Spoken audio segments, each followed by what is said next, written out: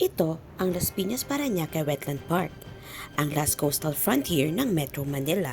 Nanganganib itong mawala, gayon din ang iba pang wetland sa bansa kung hindi natin sila maproprotektahan.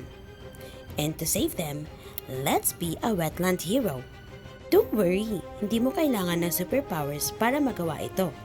Dahil sa ilang paraan lang, pwede ka nang makatulong to conserve wetlands at maiwasan ang plastic pollution. First step is to learn more about wetlands. Tulad dito sa Las Piñas Parañaque Wetland Park, mayroon silang museum kung saan maraming impormasyon ang maaaring matutunan. Be a wetland hero by visiting a wetland at makiisa sa mga cleanup drive na makatutulong para alisin ang mga basura na sumisira sa mga ito. Isa ring paraan para tayo maging isang wetland hero ay sa pagtatapon ng tama. Proper segregation is the key.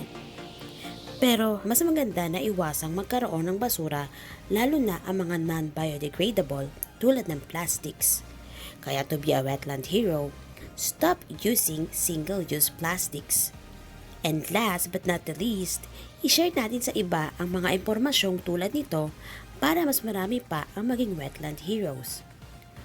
O diba, kayang-kaya nating ingatan ang wetlands, isa sa mga unsung heroes ng ating ecosystem.